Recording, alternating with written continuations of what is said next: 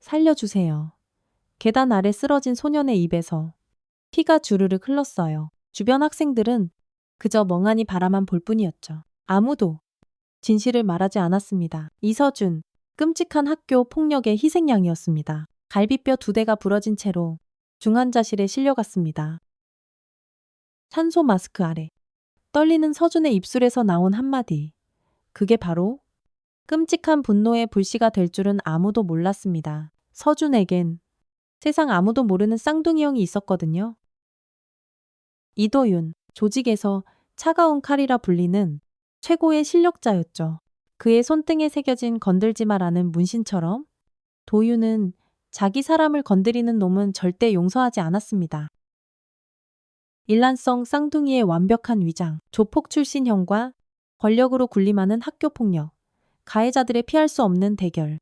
아이고, 걔들은 정말 잘못 건드린 거예요. 그렇게 쌍둥이 형의 피해 복수가 시작되었습니다. 차가운 눈빛과 무자비한 힘으로 무장한 형의 복수극. 지금 바로 시작합니다.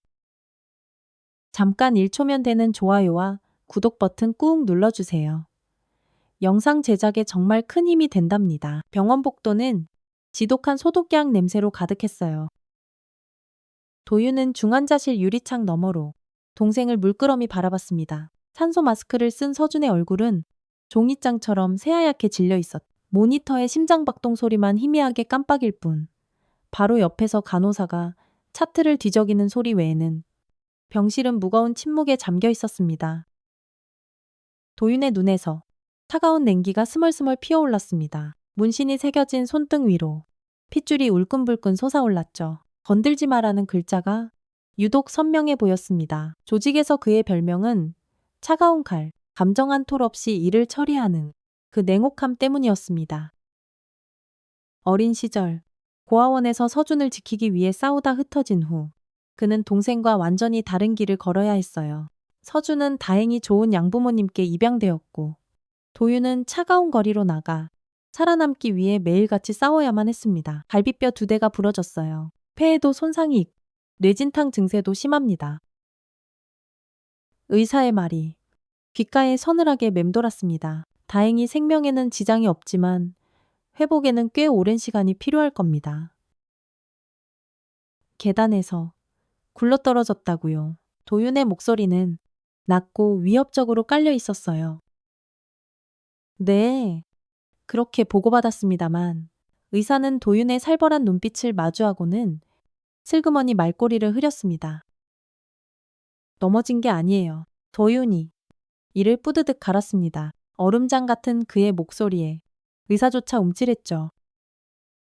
누군가 민 겁니다. 그때였어요. 병실 안 산소 마스크 아래에서 서준의 입술이 미세하게 움직였습니다. 도윤은 황급히 귀를 가까이 댔죠.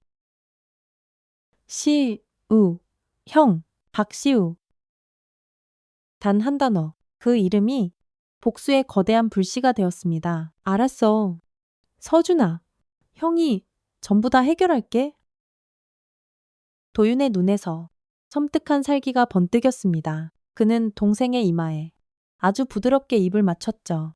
순간 두 얼굴의 대비가 너무나도 선명했습니다. 같은 얼굴, 그러나 전혀 다른 세계를 살아온 쌍둥이. 그날 밤 도윤은 조직 사무실에 전화를 걸었습니다.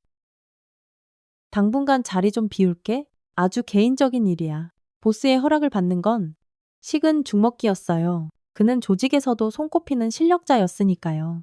그 누구도 감히 차가운 칼의 일에 간섭하려 들지 않았습니다.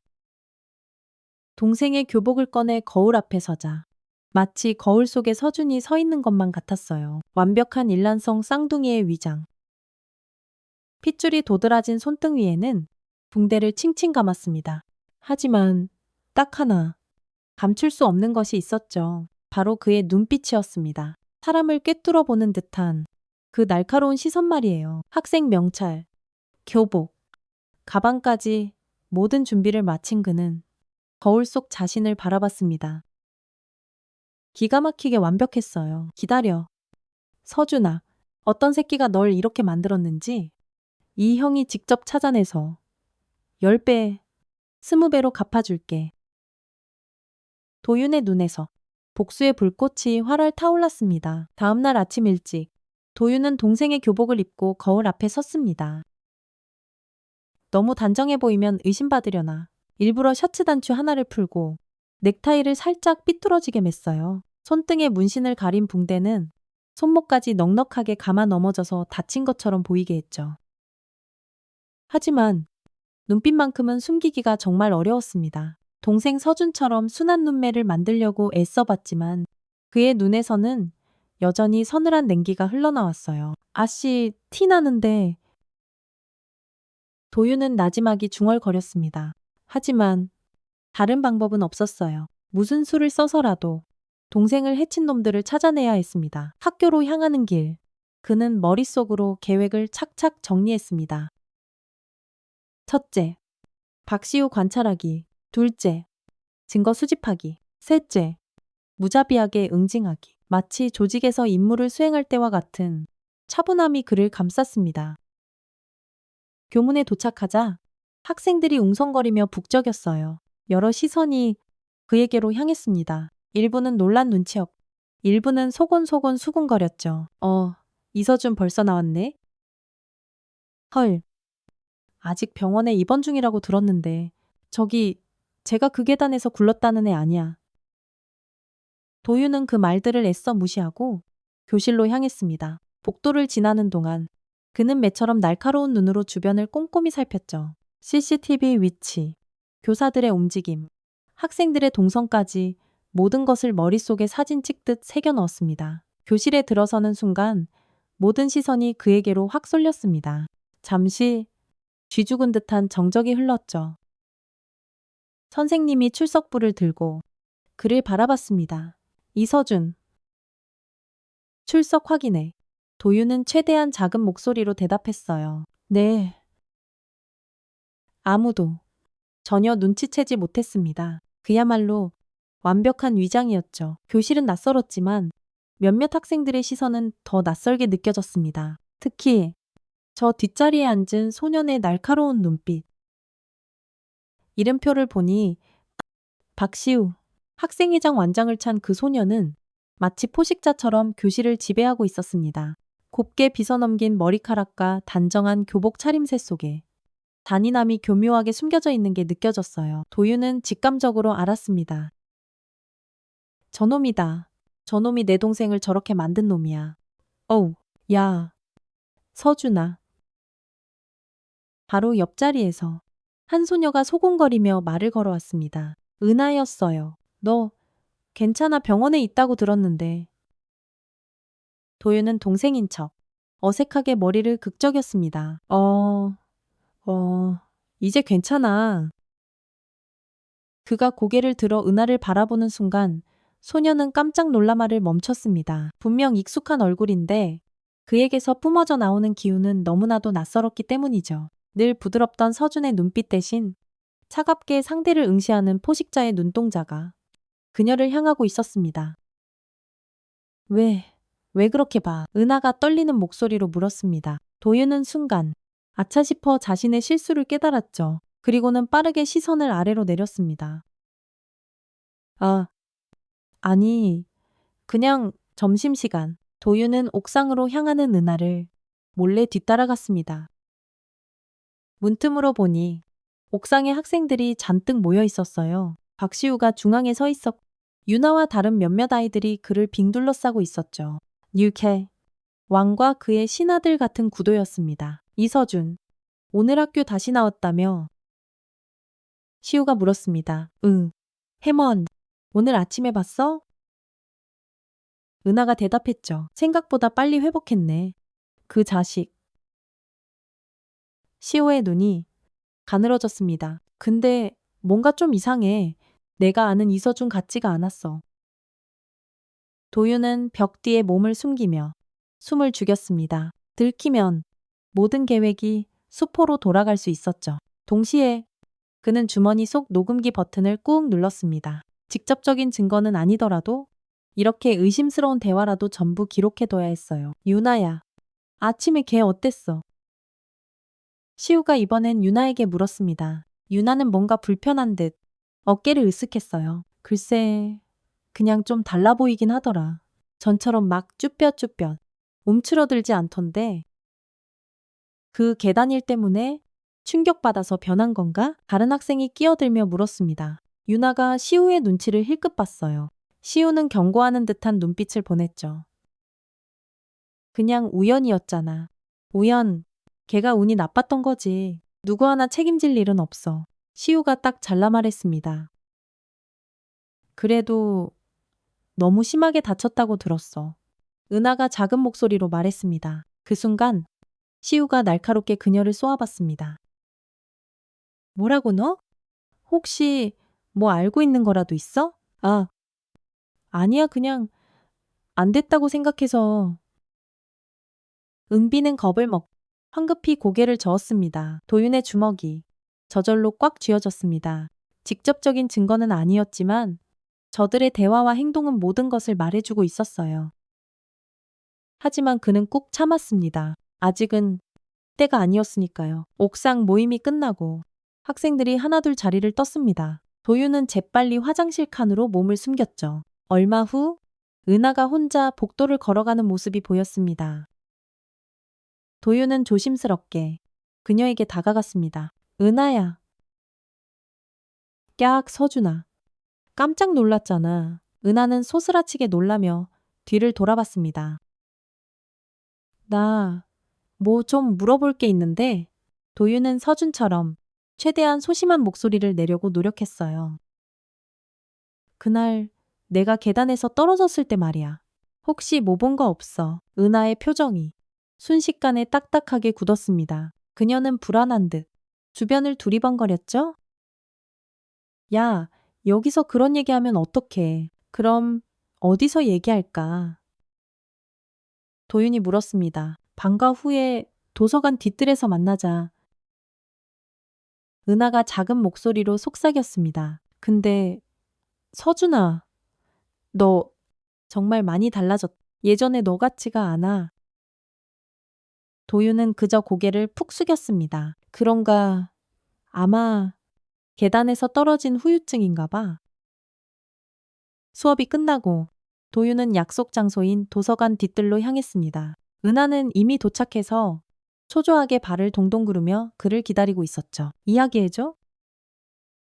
도윤이 말했습니다. 은하는 떨리는 목소리로 마침내 입을 열었습니다. 나 다 봤어. 유나가 넘인 거 시우가 고갯짓으로 시켜서 유나가 그런 거야. 내가 말렸어야 했는데.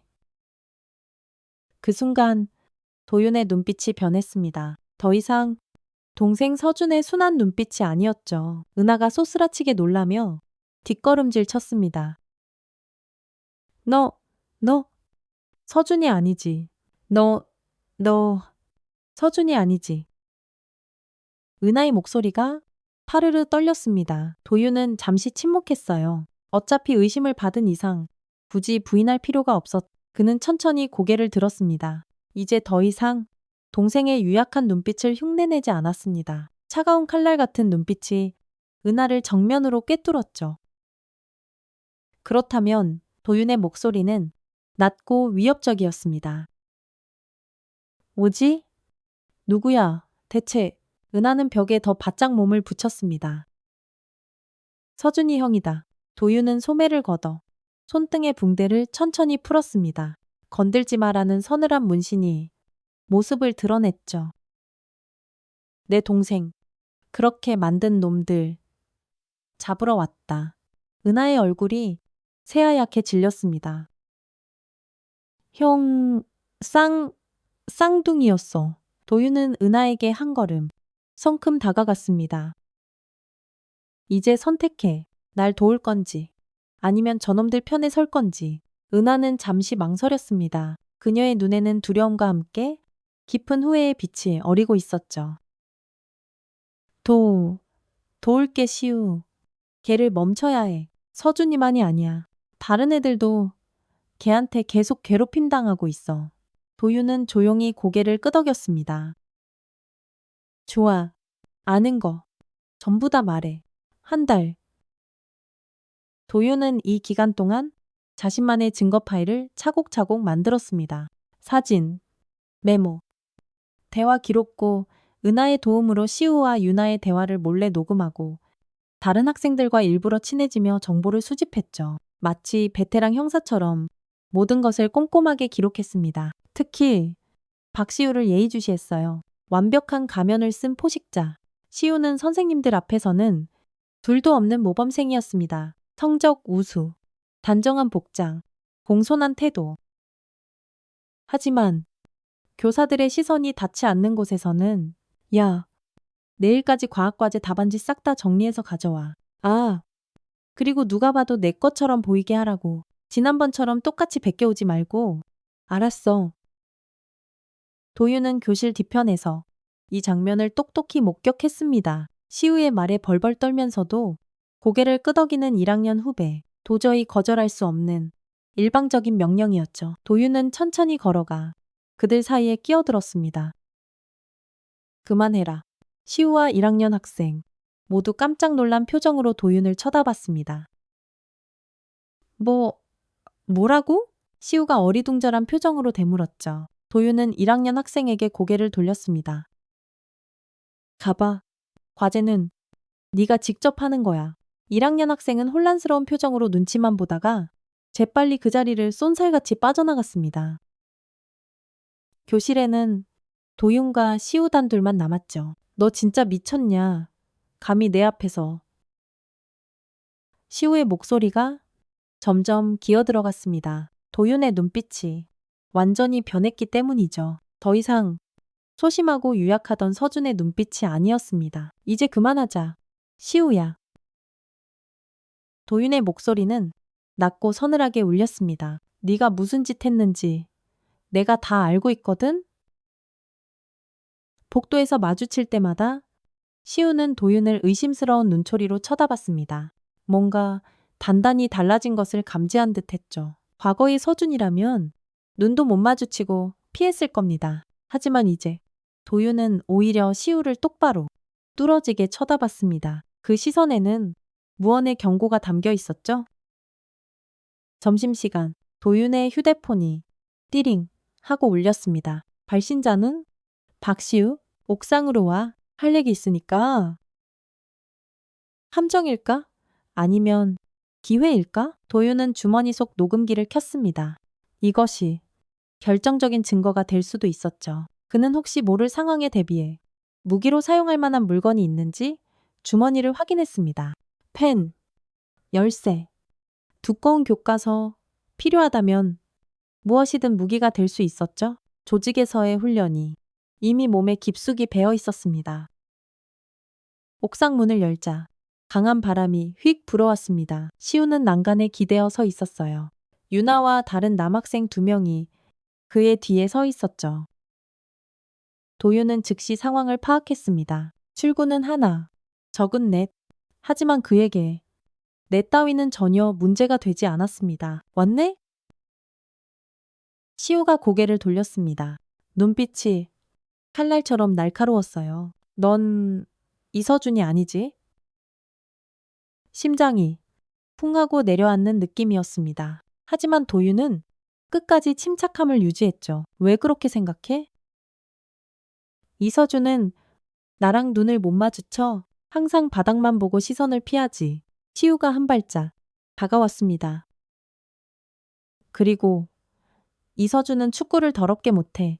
아까 체육 시간에 유나 태클을 피한 몸놀림. 그건 절대 이서준이 할 수 없는 거라고. 도윤은 피식 웃었습니다. 더 이상 숨길 필요가 없어 보였죠. 그는 구부정했던 허리를 곧게 펴고 어깨를 활짝 폈습니다. 눈빛이 완전히 변했죠. 똑똑한데 시우의 눈이 동그랗게 커졌습니다. 넌 대체 누구야? 도윤은 천천히 교복 소매를 걷어 올렸습니다. 팔뚝에 새겨진 조직의 상징 문신이 드러났죠.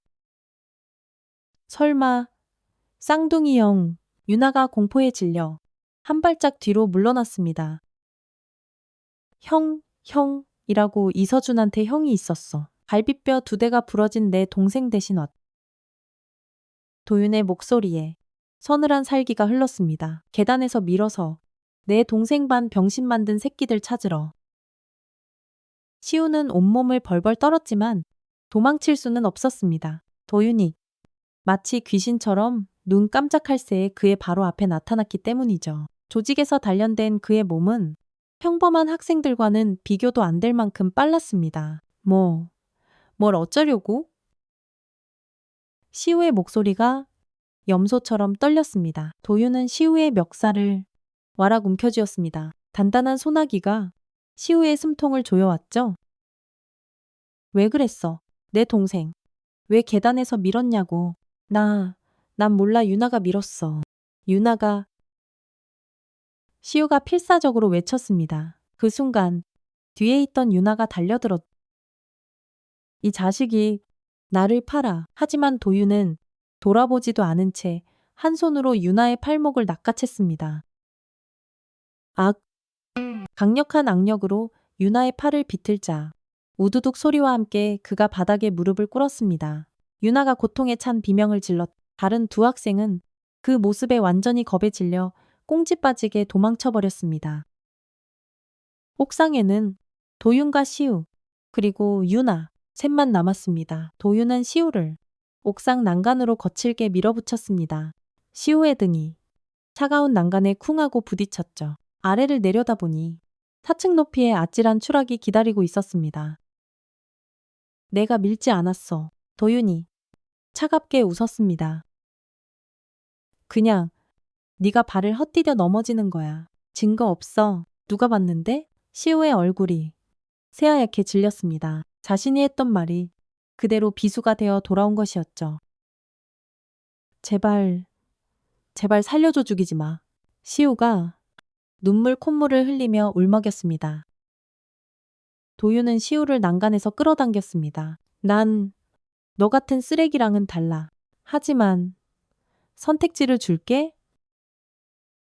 도윤은 가방에서 서류 봉투 하나를 꺼냈습니다. 여기엔 CCTV 복사본, 유나와 은하의 증언 녹음 파일, 전부 다 들어있어. 첫째, 전교생 앞에서 서준이에게 공개적으로 사과하고 네가 한 짓 전부 인정해. 둘째는 시우는 공포에 질려 물었습니다.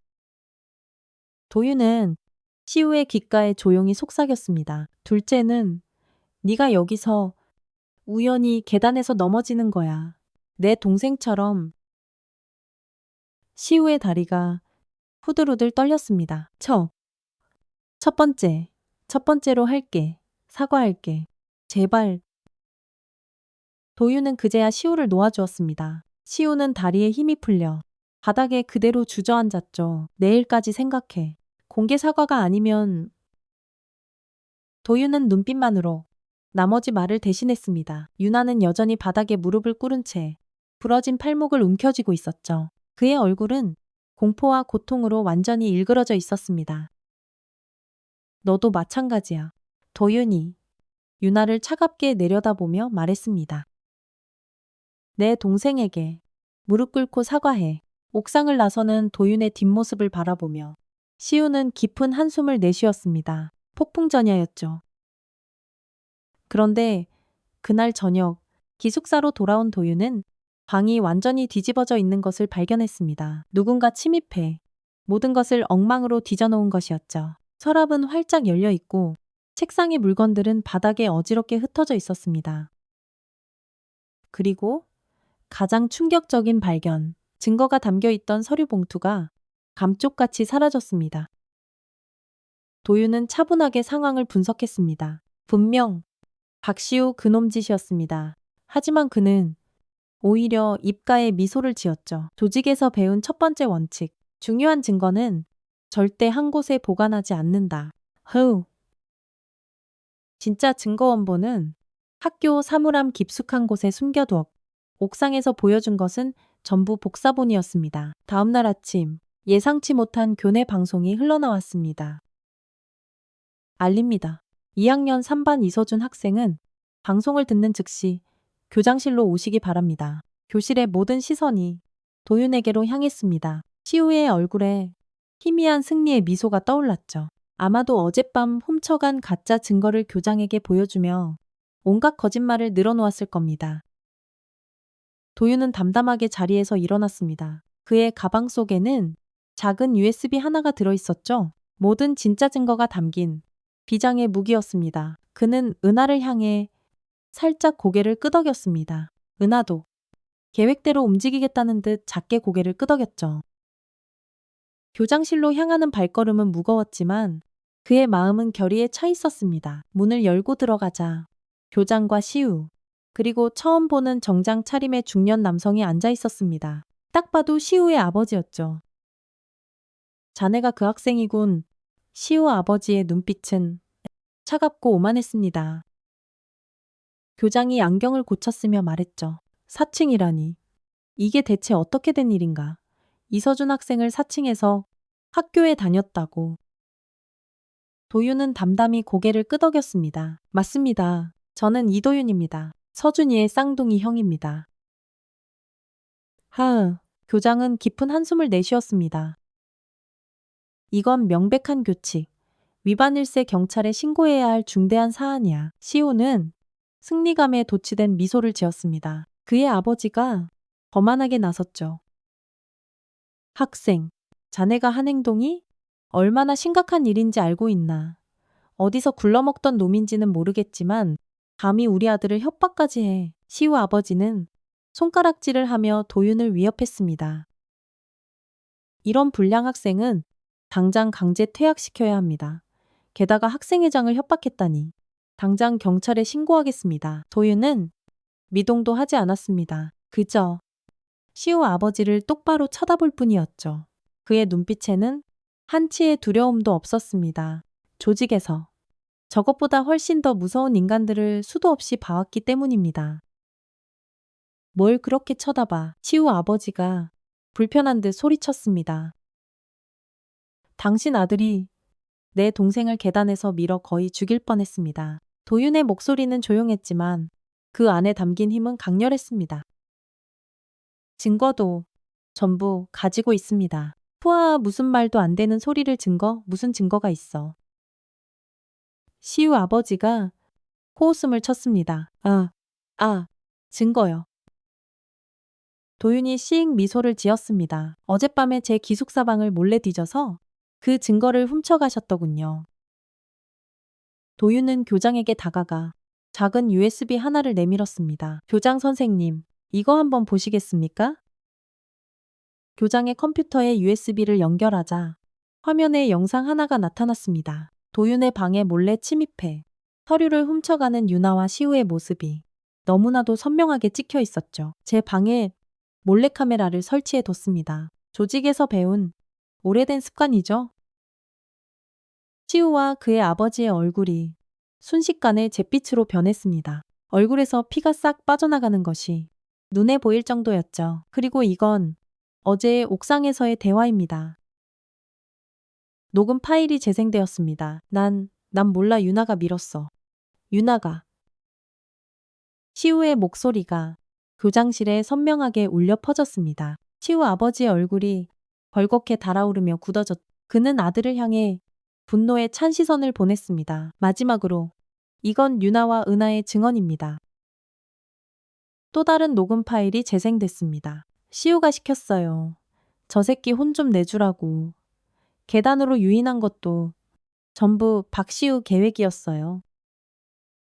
교장실은 완전한 침묵에 빠졌습니다. 도윤은 마지막 카드를 꺼내 들었습니다. 흐릿한 CCTV 영상이 재생되었죠? 화질이 썩 좋지는 않았지만 유나가 서준을 미는 모습과 그 뒤에서 고갯짓으로 지시하는 시우의 모습이 분명하게 보였습니다. 하터. 시우의 아버지가 의자에 맥없이 주저앉았습니다. 이게 다 사실이냐? 시우는 아무 말도 하지 못했습니다. 증거는 너무나도 명백했죠. 그는 그저 고개를 푹 숙일 뿐이었습니다. 도윤은 시우를 향해 천천히 걸어갔습니다. 그의 눈에서 섬뜩한 살기가 번뜩였죠. 시우는 공포에 질려 의자채로 뒷걸음질 쳤습니다. 자, 잠깐. 학생. 교장이 황급히 끼어들었습니다. 폭력은 안 되네. 폭력은. 도윤은 걸음을 멈췄습니다. 그의 눈에는 분노가 가득했지만 그는 스스로를 자제하고 있었죠. 저는 복수하러 온 게 아닙니다. 정의를 바로 세우러 왔을 뿐입니다. 그때였습니다. 조이, 조이. 교장실 문을 두드리는 소리가 들렸죠. 문이 열리고 휠체어를 탄 서준이 나타났습니다. 간호사의 도움을 받아 들어온 그는 여전히 창백했지만 그 눈빛에는 결의가 가득 담겨 있었어요. 서준아, 시우가 놀라 입을 벌렸습니다. 서준은 천천히 고개를 들었습니다. 그리고 몇 주 만에 처음으로 또렷한 목소리를 냈죠. 다 들었어. 시우야. 형이 녹음 파일 다 들려줬어. 도윤이 동생 옆으로 다가갔습니다. 두 형제가 나란히 서자 그 놀랍도록 닮은 모습에 모두가 숨을 죽였습니다. 똑같은 얼굴이었지만 한쪽은 포식자의 눈빛, 다른 한쪽은 피해자의 눈빛을 하고 있었죠. 계단에서 그냥 굴러떨어진 게 아니에요. 서준의 목소리는 작았지만 단호했습니다. 유나가 밀었어요. 박시우. 내 지시로요. 서준이 시우를 똑바로 바라봤습니다. 왜 그랬어? 왜 나를 괴롭혔어 내가 대체 뭘 잘못했는데? 시우는 아무 말도 하지 못했습니다. 서준의 맑은 눈빛 앞에서 그의 모든 오만함과 권력은 힘을 잃은 듯 했습니다. 시우의 아버지가 자리에서 일어섰습니다. 그의 얼굴은 분노와 수치심으로 일그러져 있었죠. 내 아들이 이런 짓을 그는 교장을 향해 깊이 고개를 숙였습니다. 정말 깊이 사과드립니다. 제가 아들 교육을 제대로 시키지 못했습니다. 교장은 안경을 벗어 닦으며 깊은 한숨을 쉬었습니다.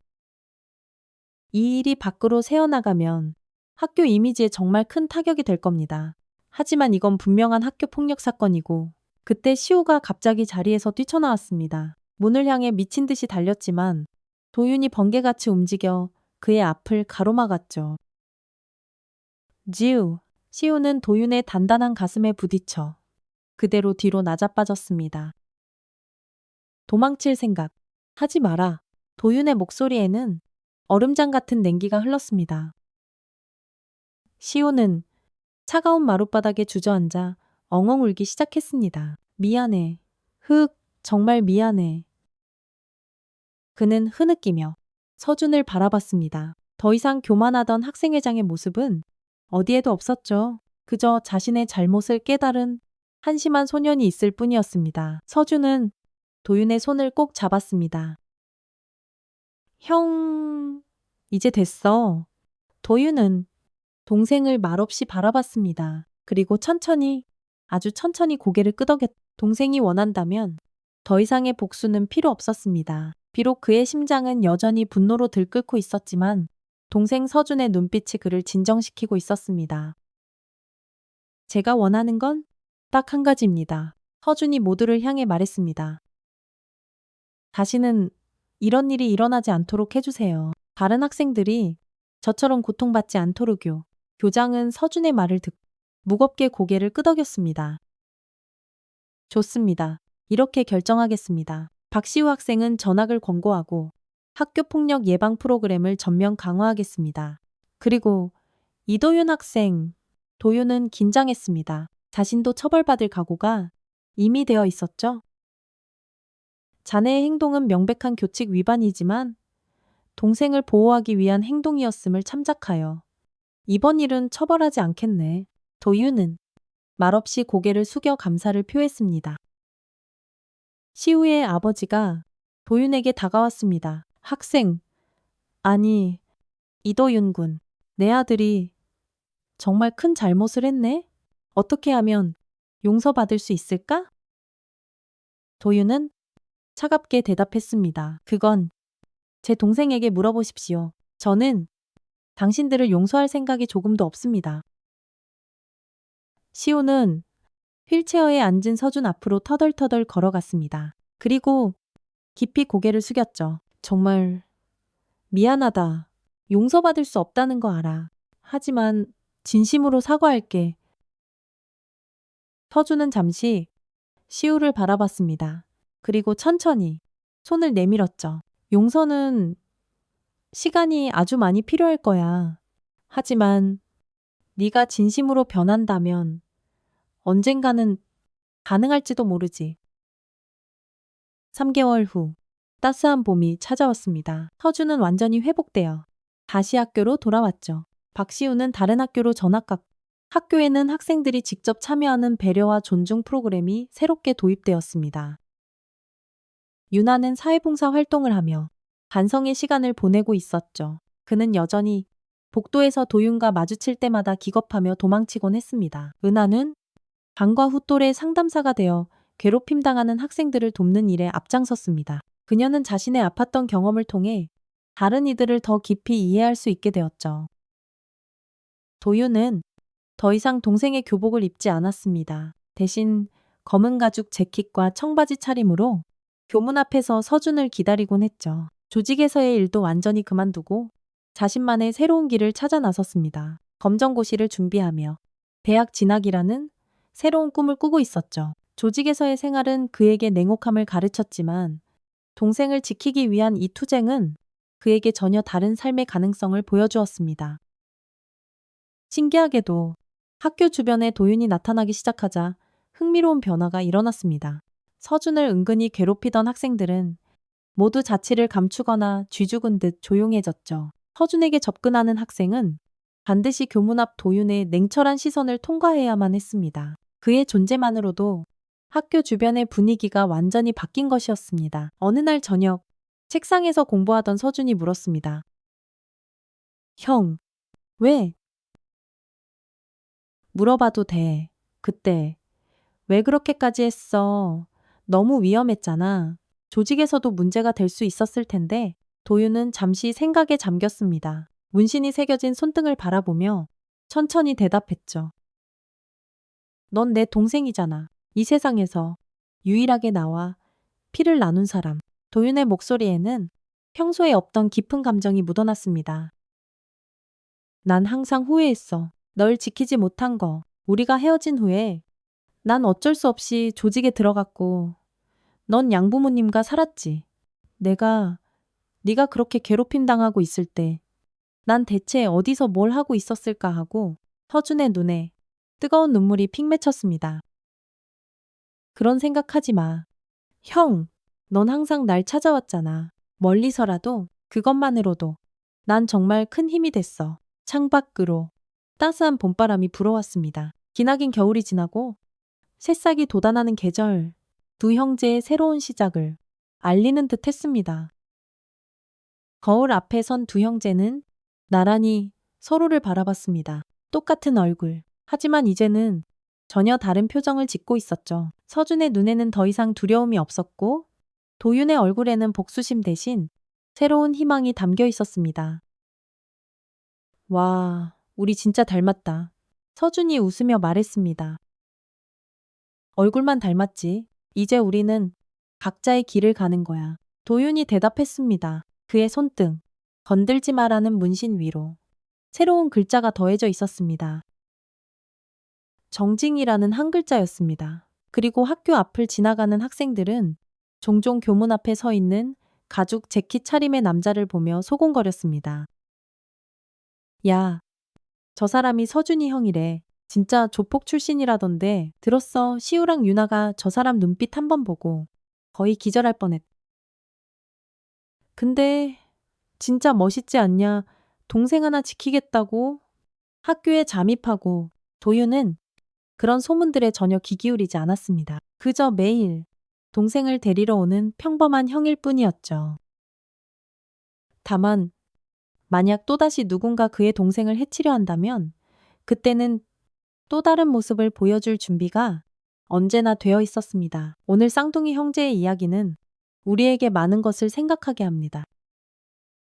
세상에는 겉모습과 다른 어두운 이면이 존재합니다. 학교라는 작은 사회 안에서도 권력과 폭력, 그리고 정의의 문제가 복잡하게 얽혀 있죠. 도윤은 조직에서 배운 냉혹함으로 복수를 시작했지만 결국 그가 진정으로 얻은 것은 동생과의 유대감과 새로운 시작이었습니다. 동생을 지키기 위해 시작된 여정이 역설적으로 자신의 삶을 구원하는 계기가 된 것입니다.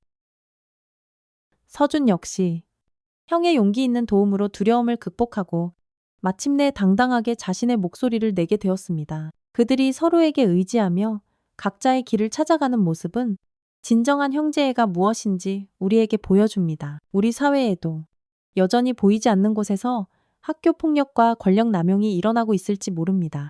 이 이야기가 피해자들에게는 작은 용기를, 방관자들에게는 무거운 경각심을, 그리고 가해자들에게는 서늘한 경고가 되기를 바랍니다.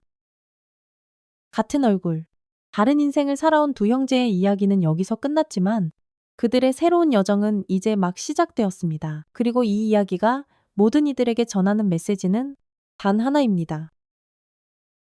정의는 결국 이루어진다. 앞으로도 더 흥미진진한 이야기로 찾아뵐 예정이니 구독과 좋아요 꼭 부탁드립니다. 알림 설정을 해두시면 새로운 이야기가 올라올 때 가장 먼저 만나보실 수 있어요.